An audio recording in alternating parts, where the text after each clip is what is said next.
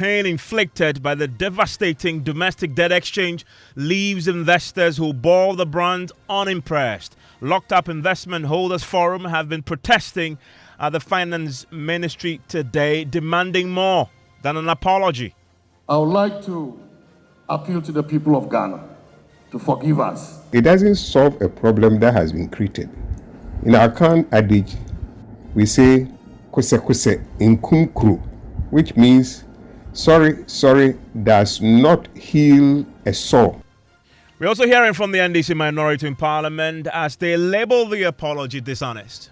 Look, there cannot be closure without you admitting the fact that you consciously plunged this country into a mess. They must first admit that. What exactly are they apologizing? Are they apologizing for Russia-Ukraine war? Is that what they're apologizing for?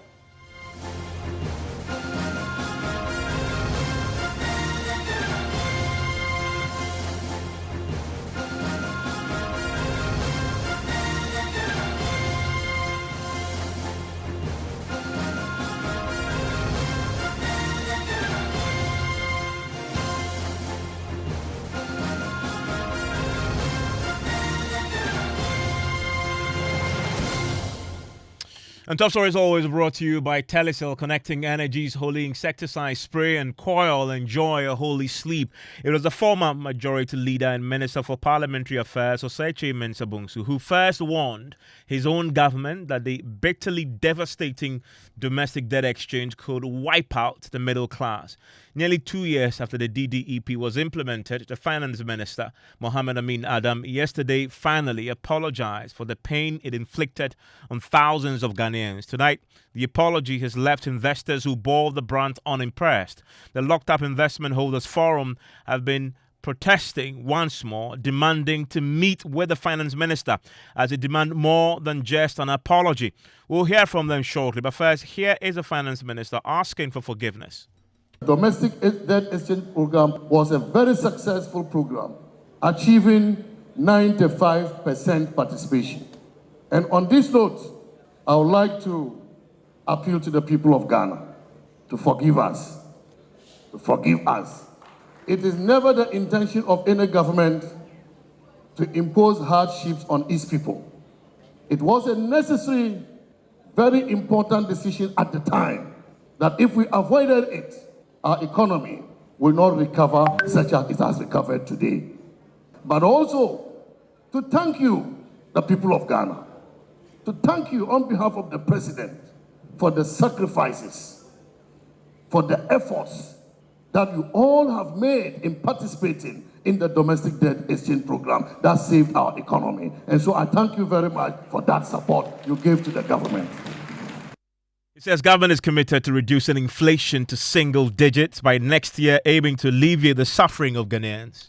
When the Russia-Ukraine war happened, we saw global inflation going up, and ours was also negatively affected. In fact, inflation went to up to about 54% in 2022. But again, see the effort we have put into managing inflation in Ghana.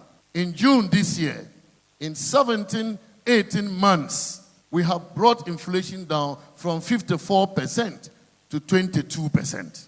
In 17 months, we have more than halved inflation from 54% to 22%. And we are determined to end this year with an inflation rate of 15%. God willing, inshallah, if this party continues in government next year, we are even further determined to bring inflation to a single-digit inflation next year.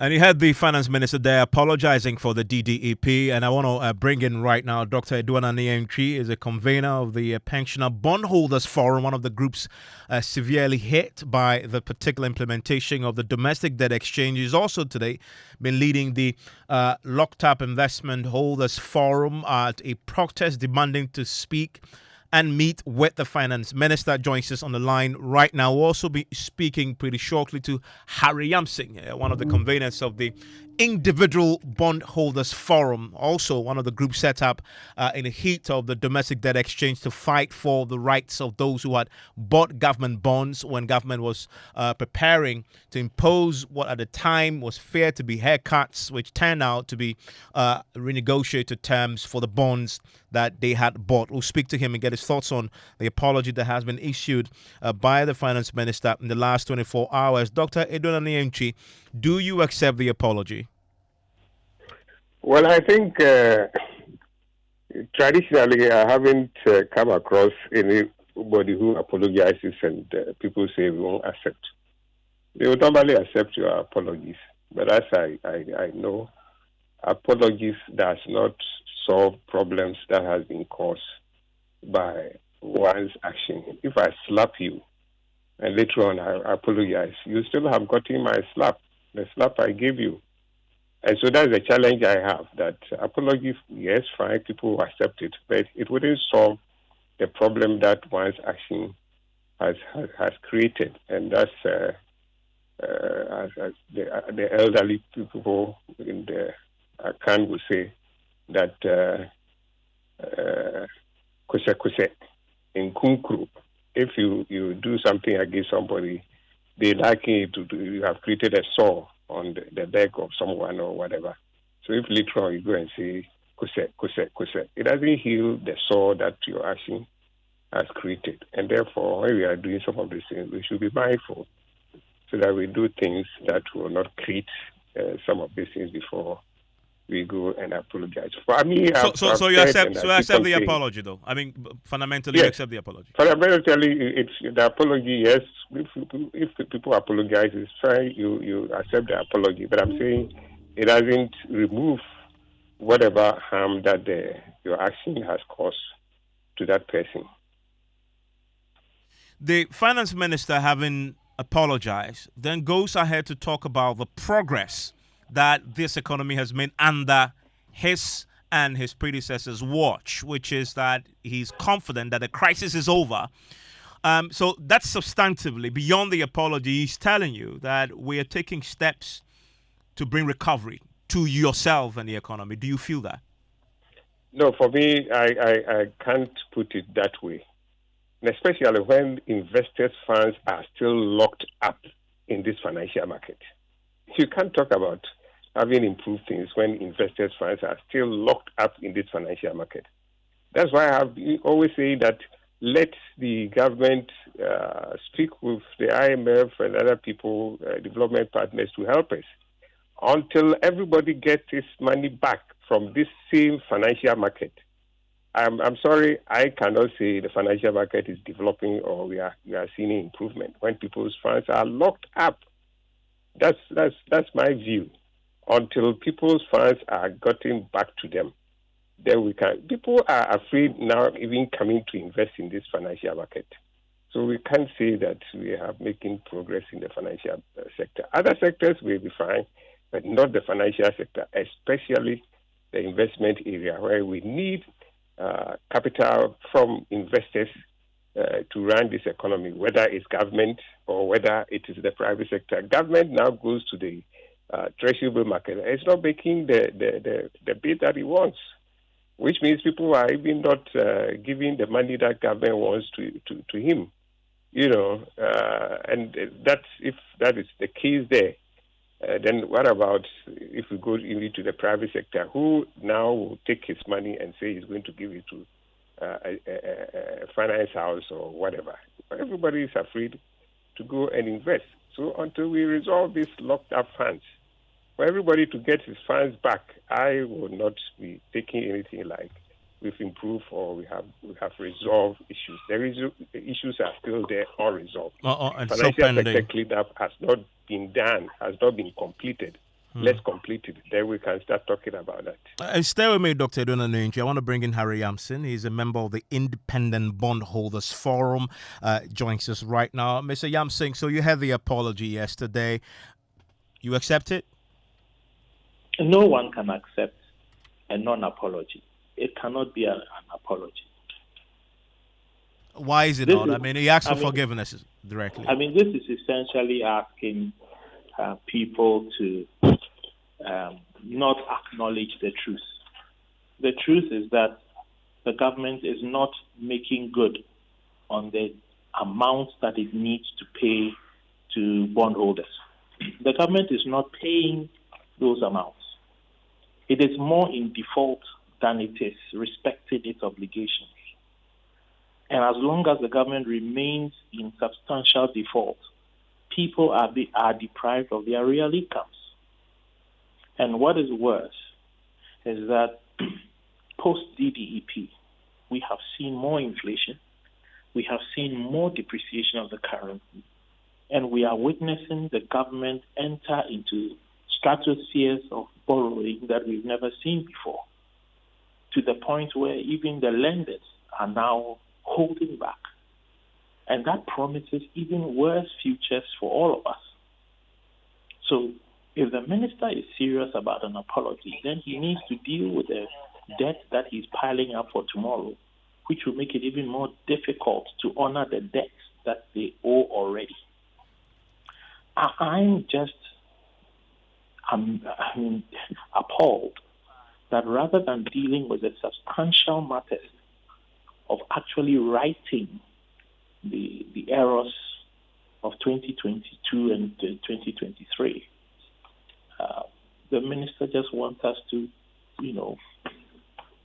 put our heads in the sand and pretend that. Did I hear you say that? Happened. Did I hear you say that on the subject of the bonds that we exchanged, that there's still some default around that? Of course there is default, because there is non-payment. Most of the bonds are not being honored. And so it's very difficult for government to claim that there's a turning around. When people don't have their funds, when people don't have their investment, how on earth can the minister say there's a turning around of any corner? Because people don't have the livelihoods to be able to turn any corner.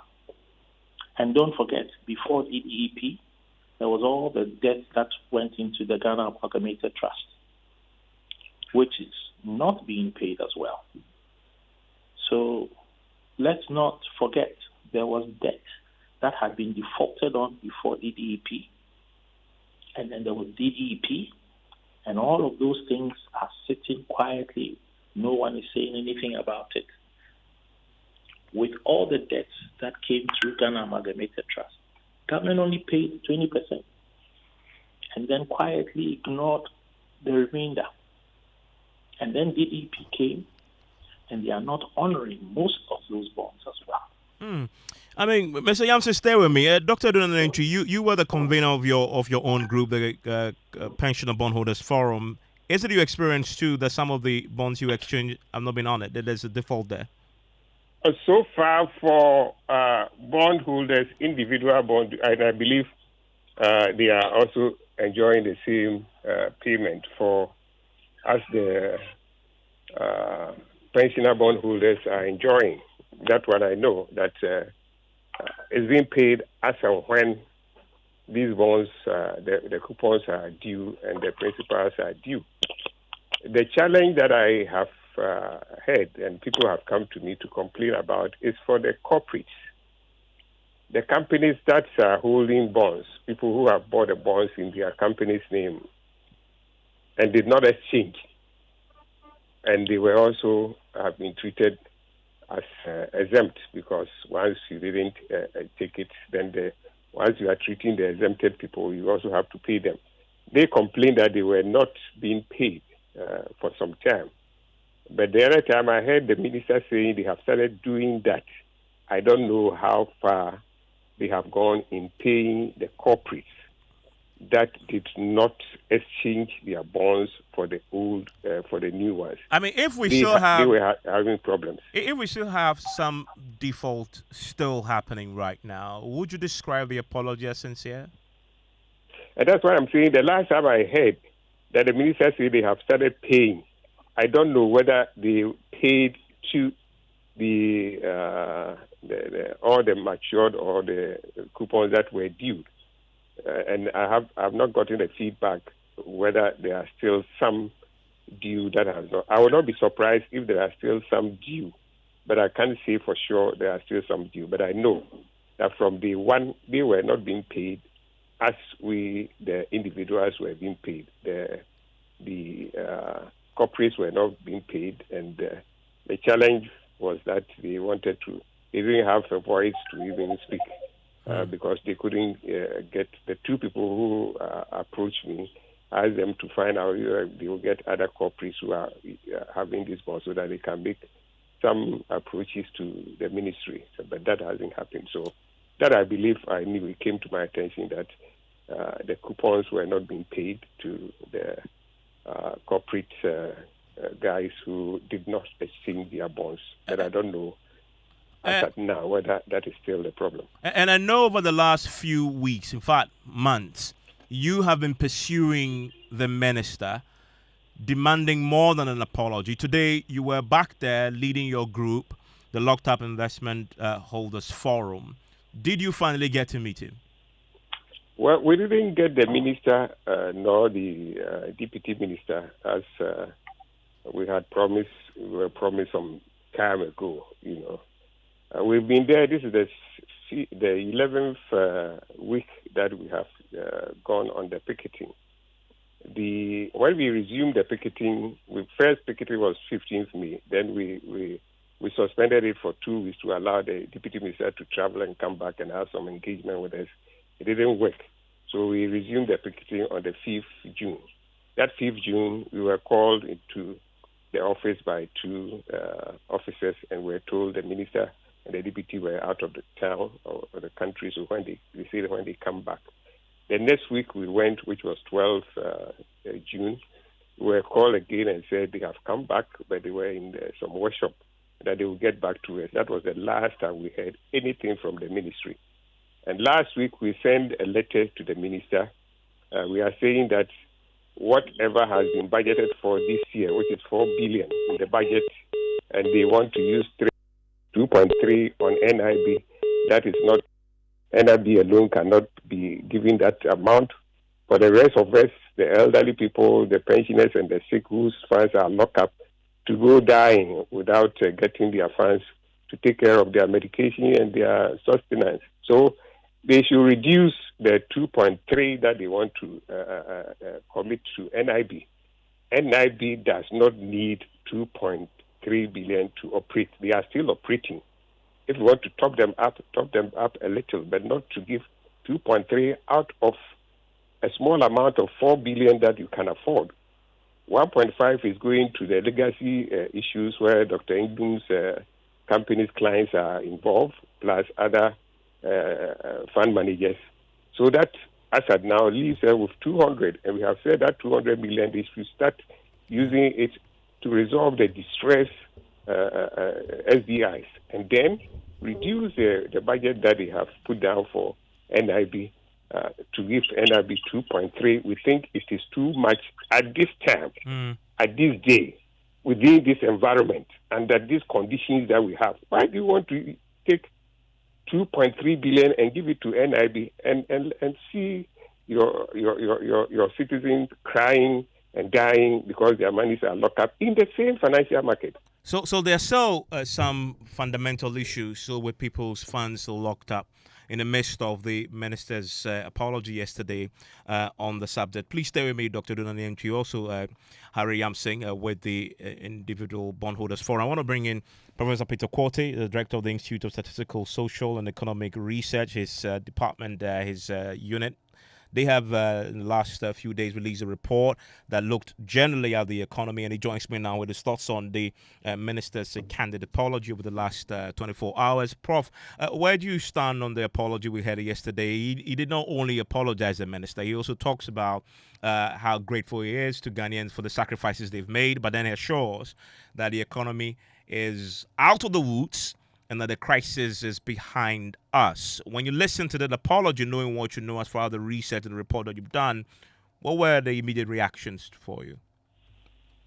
I think there is no doubt that the EDP caused pain to Ghanaians, caused pain to investors. Banks who were making profit all of a sudden became loss-making, and investors lost income or expected income, and all the uncertainties. However, I think I also admire his candidness, his willingness to apologize. I mean, we are in this country. How many politicians or leaders are we seeing apologizing when something goes wrong? After all, he was not the finance minister at the time, yet he had that boldness and candidness to apologize. So for me, I admired his candidness, his apology, except to say that people's income or expected income is to be paid, or they expected that some live on this for their medication, etc. So as we see more resources being released as a result of the debt negotiations, the cancellation, rescheduling, etc., they should try and pay those whose monies are due so that we get over this problem. But I must commend him for his candidness, I must say. And to the point, though, that substantively after the apology, he then lays out a very optimistic path for the future of the economy, saying that the crisis is over and we are growing faster than originally predicted. Do you share in that optimism? That's the reality back what he's saying based on the work that you've done, Adisa? Yeah, speaking to data, I mean, we can see even our growth projections are being revised upwards. We are seeing some even industry that suffering from fuel price increases and all the cost of doing business is still doing better than what it used to be. So based on that, I can see that there are prospects, and we see GDP grow at a much faster or higher pace than previously. Except to say that as we grow, we have to grow faster and then be able to lift people out of poverty, especially at the bottom 20%. We need to grow faster and also try to redistribute, because as you grow, the rich get richer and the poor get poorer. So we have to have a targeted and conscious policy to redistribute the growth so that everybody becomes happy. We are able to put money in people's pocket, as they usually say. Peter Kwasi, thank you very much, Prof. I'm grateful that you joined us with your thoughts on this one. Harry Yamsing, do you agree with the point made there by Professor Peter Kwasi that at least his decision to apologize when he was in the finance minister at the time when the bitter pill was forced down your throat, the DDEP, the fact that he did that alone is commendable? Hello? Hello, Mr. Yamsing, can you hear me? Yeah. Yeah, do you agree with that? Okay, so, I mean, personally, this is my view. I think it's politics. And we are talking about real lives. And we shouldn't mix politics with real lives. In the midst of the DDEP, we had leaders of all the bondholders express grave concern about people who were sick, dying, and people who have died. So I don't think that we should reduce this matter to the simple question of somebody rendering an apology that has zero meaning in the lives of the people who were impacted by DDEP. The apology has zero real effect. The only real effect is government to make good on its obligations. Then we can talk about apologies.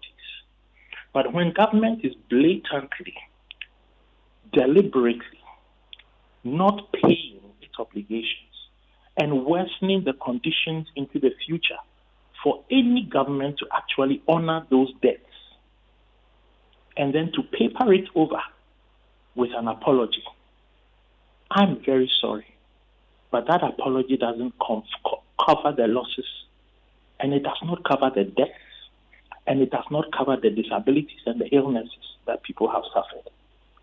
So the minister should hold on to his apology. When they have made good, we can discuss apologies. That's the simple line. And you can ask anybody who has suffered as a result of any policy decision made in the last 8-10 years that have caused financial loss in their personal lives, whether that apology, which for me is just shallow politics, whether it covers anything at all. It does no good. And we shouldn't entertain it. We should demand performance from our government. We should demand performance from political leaders. And as I always say, this same group of people who caused so much hurt and pain and loss, in a few months, they will come to us and they will make us pay for their ex gratia.